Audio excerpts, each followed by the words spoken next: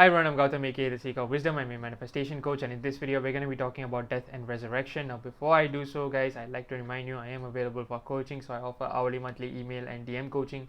The link will be in the description down below, where I have access to a FAQ page where I have all the answers you need. And thereafter, you guys can reach out to me via Instagram or email for pricing information and as to what plans may be suitable for you. I also have a Facebook group where I upload resources, as well as you guys can ask me questions anonymously if you wish to do so. And I also have a mailing list where I post articles from time to time, as well as my latest offers for coaching. Again, all the link will be in the description down below, guys, so be sure to check it out. And I also have my SP course on sale now. It retails for USD $333, but right now, as the recording of this video, it's only USD $230. It will be upgraded with like content as time goes by, so it's really a steal if you get it now. So be sure to check that out as well. I'll leave it in the description. So without further ado, guys, let's get to it. What prompted this video was the topic of death is something that many of you have been asking me, especially like if any celebrity dies, right? Immediately I'll have a couple of DMs like asking me, okay, if I manifested this, or why did this person die? This person was a good of heart, and so on and so forth, right? And I really wanted to get into this really quickly, and also like like what really happens, and if you can actually manifest someone who's dead already, and what Neville had to say about it, because his interpretation was definitely very interesting, and I tried to connect the dots. But a quick disclaimer, right? This is a topic that's open for contention, because everyone has their own interpretations of what happens after we die, and there isn't like something that people agree on, rather than the fact that we die, right? The only two facts of life is change is constant and you're going to die. Those are the only two things, and anything other than that is open for debate, in my opinion. So take everything with a grain of salt.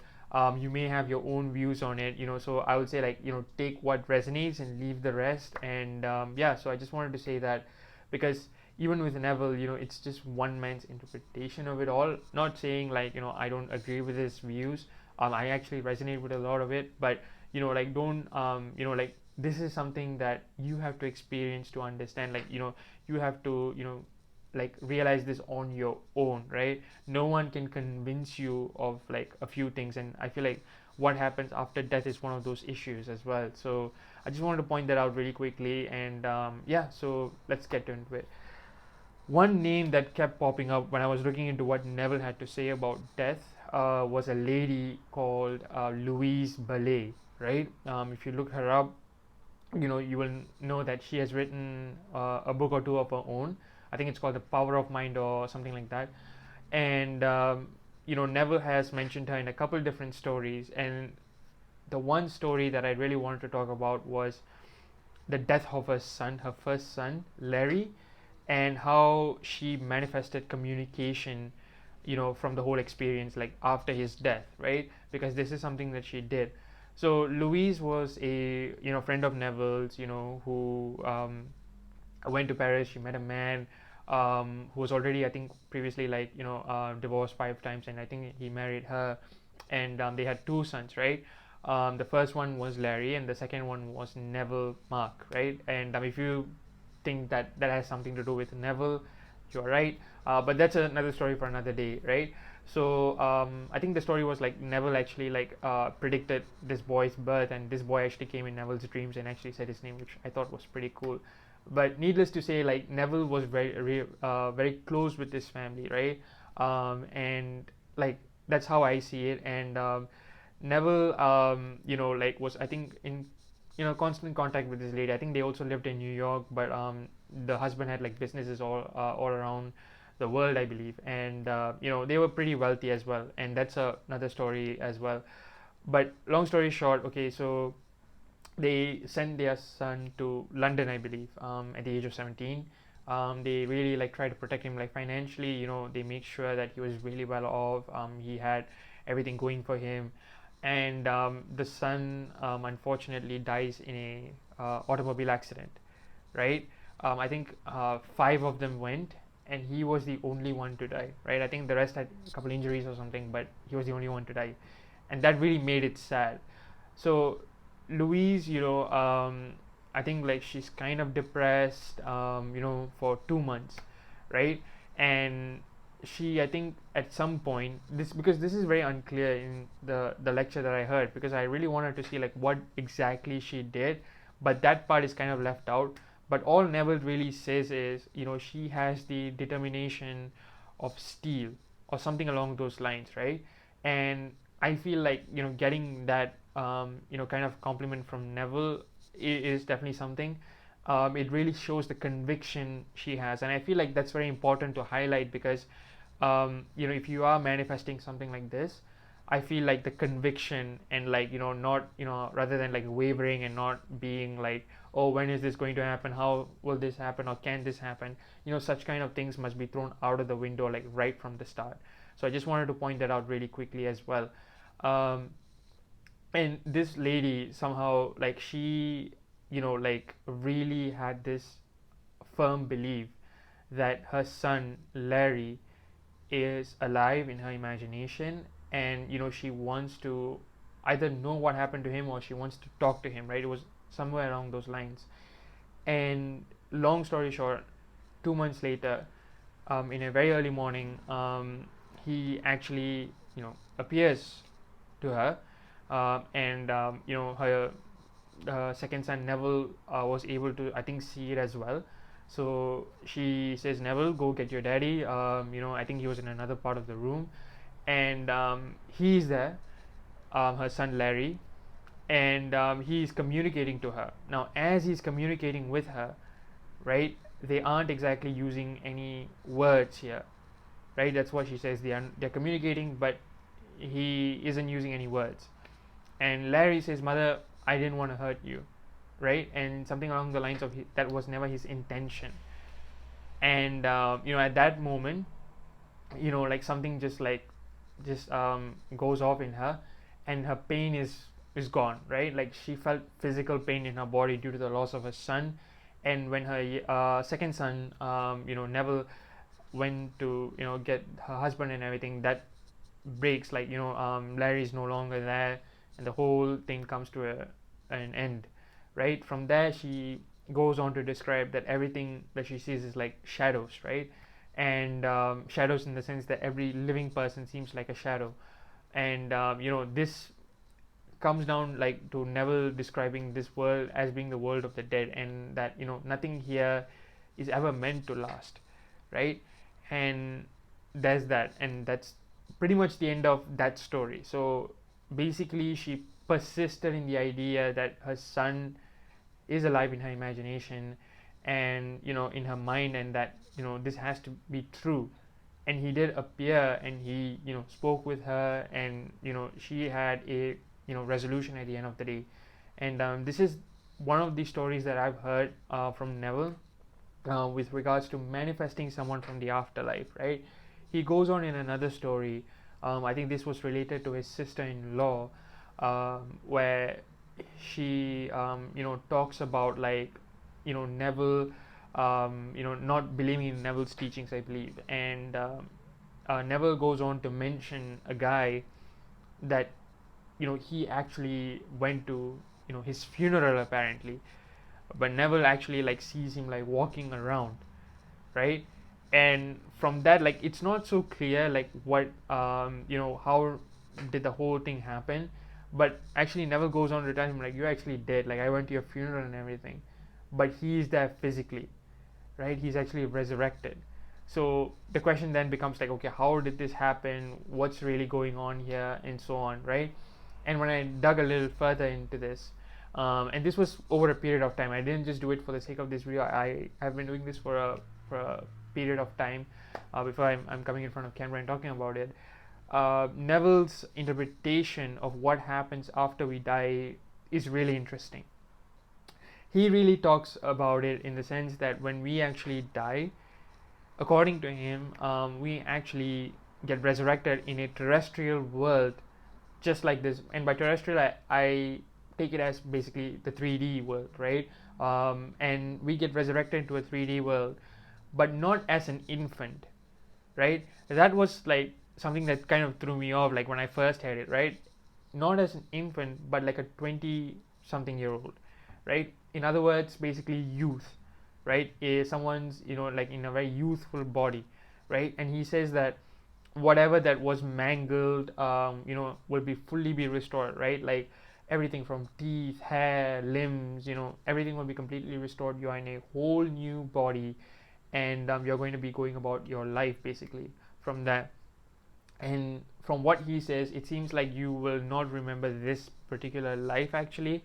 And there are a few things that are somewhat unclear in my opinion, and I will like describe that as well. But even in Larry's case, he did describe that as well. He says Larry is fully restored in another world, and somewhere in one of his lectures he will say they grow there as we grow here, and they die there as we die here, or something like that.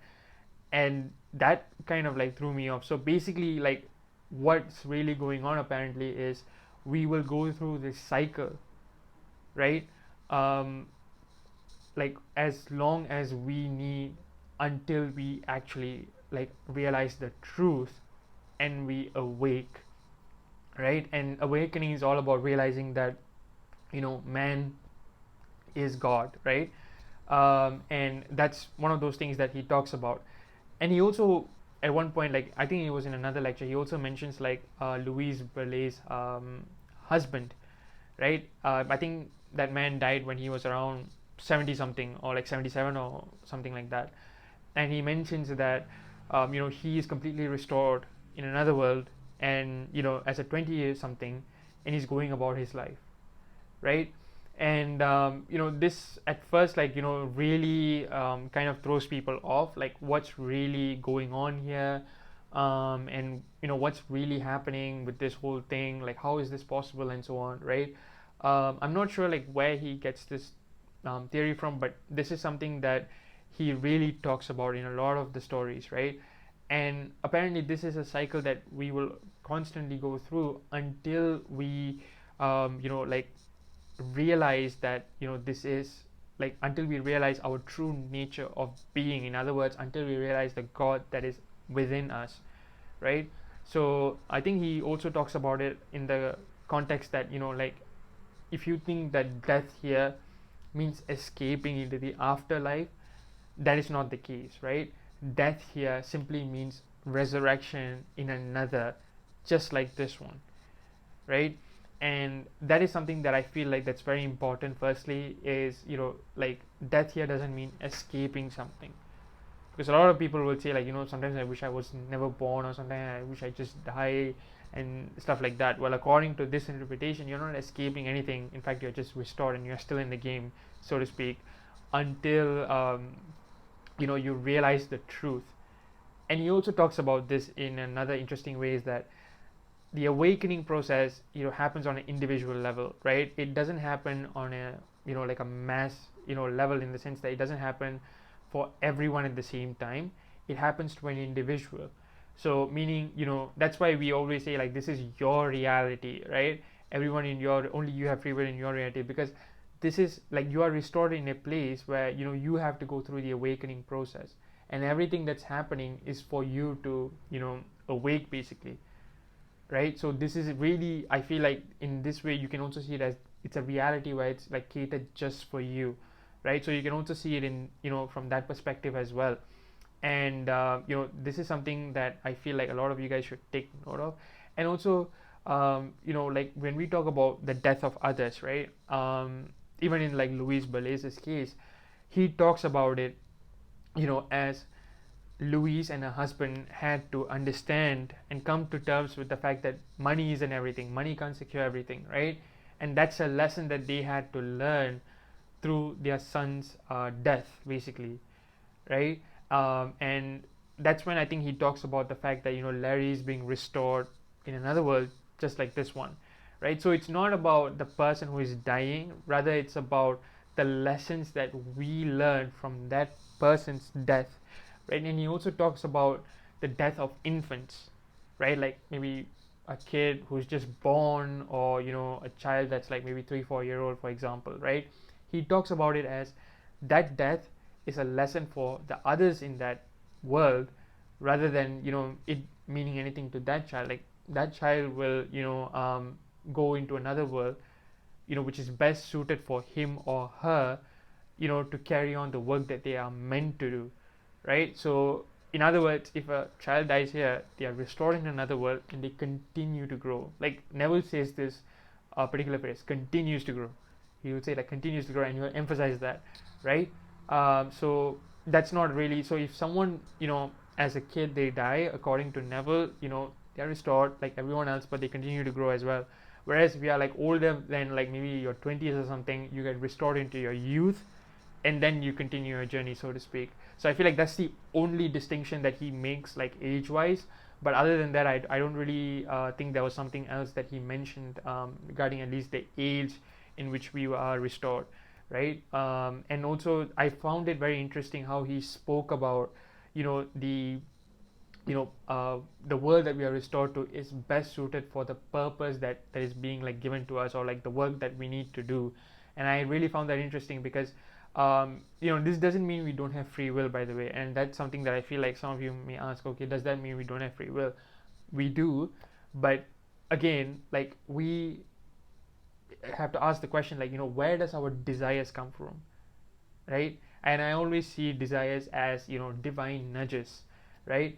And that's something that I always like firmly believe in. Like, sure, we have free will and we, desire something, but where does the desire come from? Where does that spark come from, right? That's, like something that can't be explained by any of us, right? That's why I see, like, it's like our higher self nudging us towards something. And like that's why I feel like that the terrestrial world that we are in right now, our 3D right now, is a place that is best suited for us to do what, is given to us, and what's, our quote unquote purpose, if you will. And so, understand that the world that you're living in right now is absolutely perfect for you to accomplish your desires, whatever that may be. So that's like a huge takeaway for me. And and also not to be like upset or sad when someone passes away. Rather, understand what's the takeaway there and go about your life, and know that, according to their journey, right, if they are going to be, awakening, then they will go back to the source, I guess. But if they are not, they are restored in another world, and then they are going to continue with life, right? So I don't think like Neville thought that, like death here meant the end of it all, of life, so to speak. Death simply here means restoration in another, right? So remember that, right? Rather, like when someone passes away, like see it as, okay, what lessons can I learn from this, and how can I apply it best in my life, and only see it from that perspective. And at least for me, like that was the biggest takeaway, from Neville's story. One thing that I did find that was interesting was like, the mentions of terrestrial worlds just like this one, right? And it's like almost confirming parallel realities. And this is not the only time Neville has mentioned like other worlds that are just like this one. And just like this one can mean anything, right? Like it can be an alternate Earth, or it can be another completely different civilization. A world just like this one can mean an alien planet which just looks like this one, and so on, right? So that kind of is like open for interpretation, but I'm pretty sure he means like a planet Earth just like this one. And he also, like in some of his lectures, mentions the idea of world between worlds, right? There are worlds that exist just like this one, that are somehow like inaccessible to us. Neville will talk about like certain times when he could transition through his sleep into a world just as real as this, and he would interact with some of those people.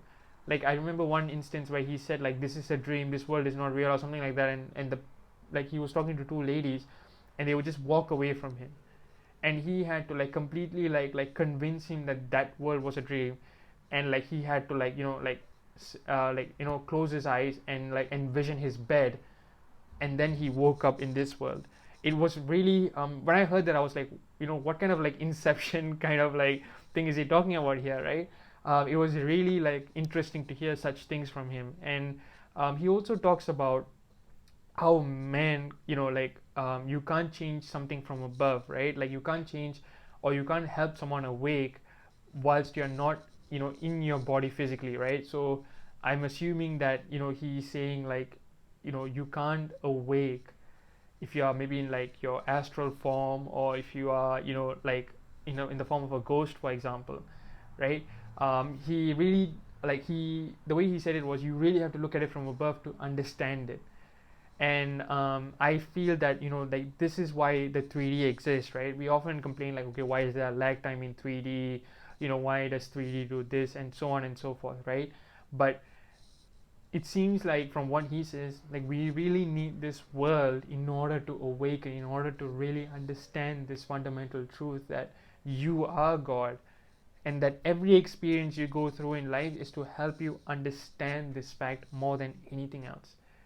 So, like, that's the only thing that I feel like is the main purpose of, like, our lives and our desires, and our like, our process of manifesting it all helps us realize that, right? Even like something like the pursuit of wealth, for example, right? Like, I think Jim Carrey once said about this, where he says, like, everyone needs to get rich just to see how empty it is, or something along those lines.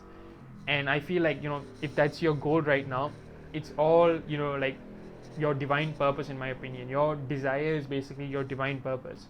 And that's like, like, keep that in the back of your end of your mind if you feel guilty for, wanting something, and so on and so forth, right? Now, how do I, like, view all of this, right?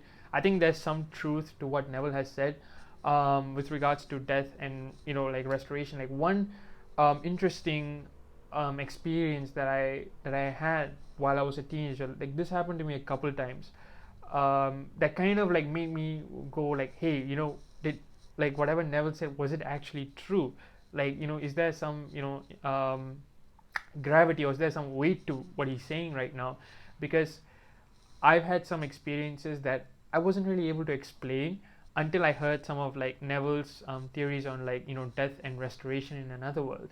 So basically, my experiences was, like, sometimes I may be crossing a road and, like, a car may be passing me by, and, like, in that instant, what will happen to me is I will have, like, flashes of me actually crossing the road, not only crossing the road but actually hitting the car, and my body being, like, flung in the air, and, like, just hitting the road hard, and, like, me just feeling it physically, right? Not the exact pain of it, but like seeing it, and, like, feeling that loud, like, impact, and, like, everything like that. And then I'll quickly snap back to where I am right now, like, right, like, seconds before crossing the road, actually. And it was almost as though, in one reality, I actually did it, and I actually, like, crossed the road, and I actually hit the car, and somehow I was restored back to life some way, like. And I wasn't able to explain this to anyone, until I heard, like, what Neville has said. And as soon as he said, like, death here meets restoration in another, it was almost as though, like, that really happened, and I actually experienced that. And this didn't happen once. That was the crazy thing. Like, this was not a one-off thing.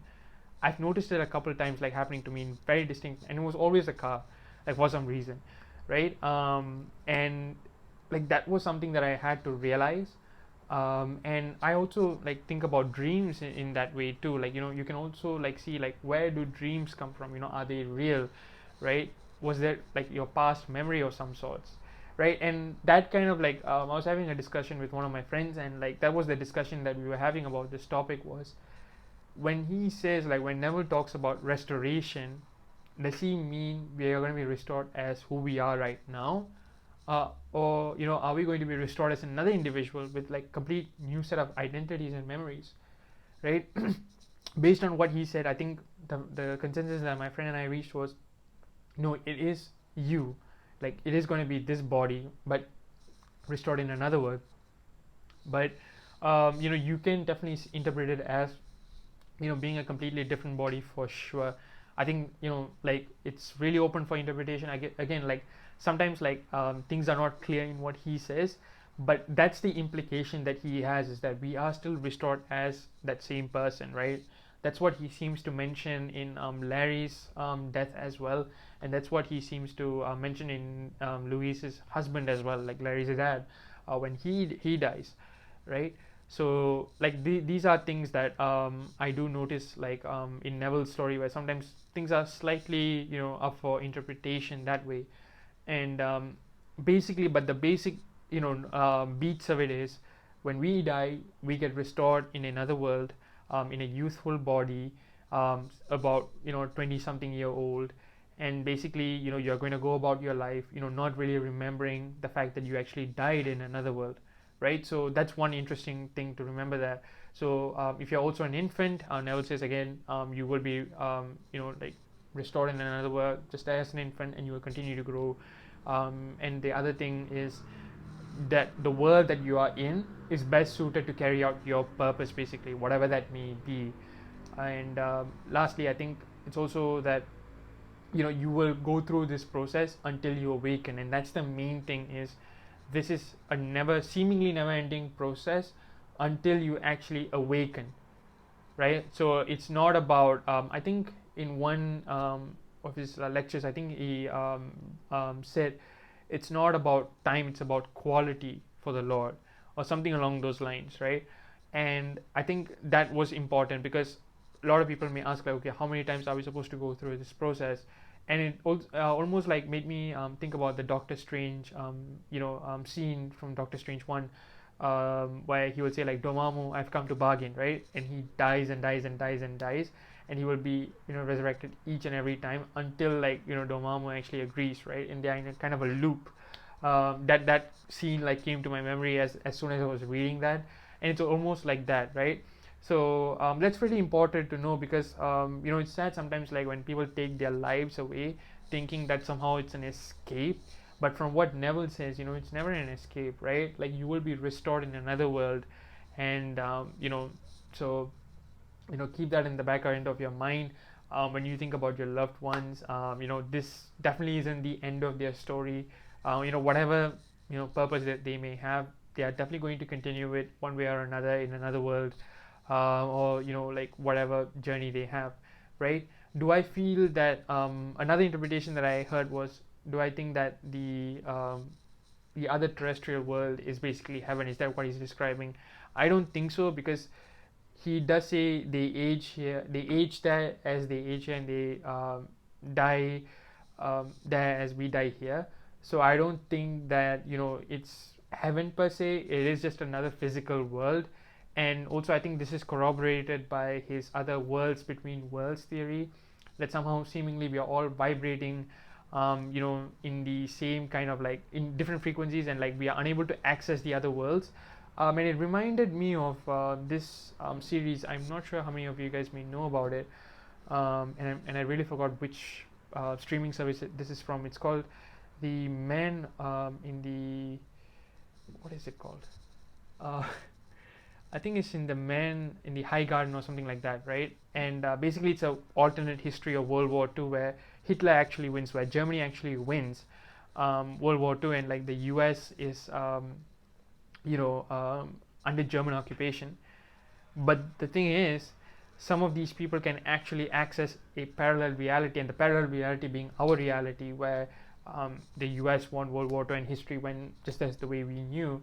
But those people in that other reality, they will try to take, like, clues from this reality and stuff like that. And like, some people can actually travel between these two realities just by closing their eyes and like just going into a very trance state.